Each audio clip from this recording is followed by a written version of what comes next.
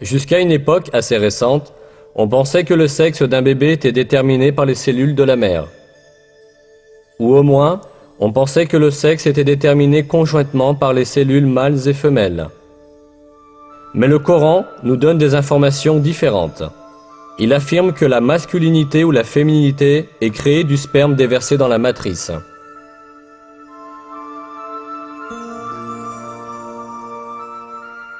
Et qu'il a créé le couple, le mâle et la femelle, à partir d'une goutte de semence éjaculée. Les progrès des disciplines de la génétique et de la biologie moléculaire ont validé scientifiquement l'exactitude de l'information donnée dans le Coran. On comprend maintenant que le sexe est déterminé par les cellules spermatiques provenant du mâle et que la femelle ne joue aucun rôle dans ce processus. Les chromosomes sont les principaux éléments intervenant dans la détermination du sexe. 2 des 46 chromosomes qui déterminent la structure d'un être humain sont identifiés comme les chromosomes sexuels. Ces 2 chromosomes sont appelés XY chez les mâles et XX chez les femelles, parce que la forme des chromosomes ressemble à ces lettres.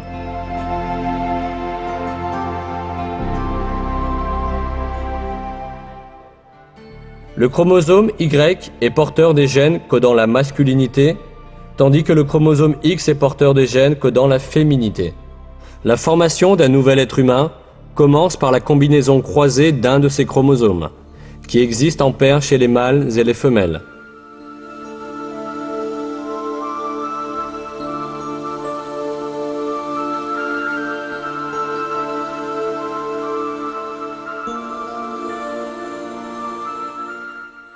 Si un chromosome X d'une femelle s'unit avec un sperme contenant un chromosome X, alors le bébé sera de sexe féminin.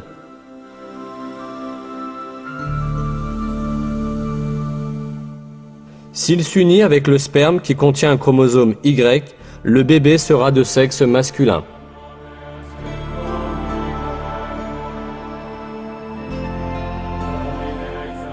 Autrement dit, le sexe d'un bébé est déterminé par celui des chromosomes du mâle qui s'unit avec l'ovule de la femelle.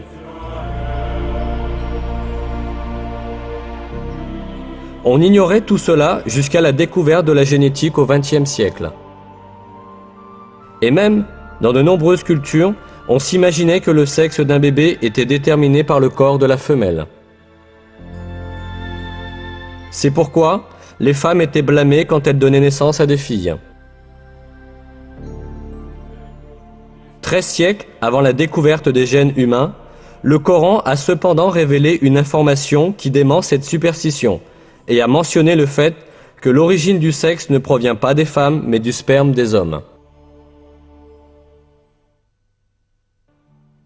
Si nous continuons à examiner les faits annoncés dans le Coran à propos de la formation des êtres humains, nous rencontrerons encore d'autres miracles scientifiques très importants. Lorsque le sperme du mâle s'unit à l'ovule de la femelle, l'essence du bébé à naître est formée. Cette cellule unique, que la biologie appelle zygote, commencera instantanément à se reproduire en se divisant, pour devenir ensuite un morceau de chair. Toutefois, le zygote ne passe pas sa période de développement dans le vide. Il s'accroche à l'utérus comme une plante s'enracine dans la terre.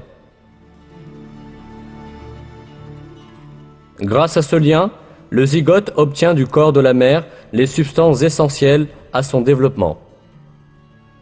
C'est là qu'apparaît un miracle très important du Coran.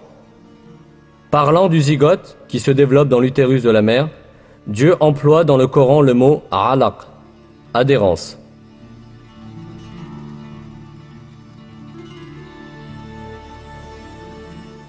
Lis, au nom de ton Seigneur, qui a créé l'être humain d'un alaq.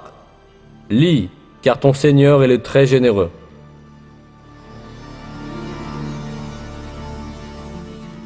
Le sens du mot alaq en arabe est quelque chose qui s'accroche.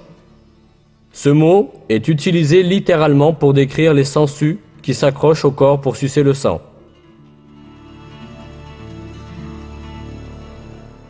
Ce n'est certainement pas par coïncidence qu'un mot si approprié est utilisé pour le zygote, ce développement dans l'utérus de la mère.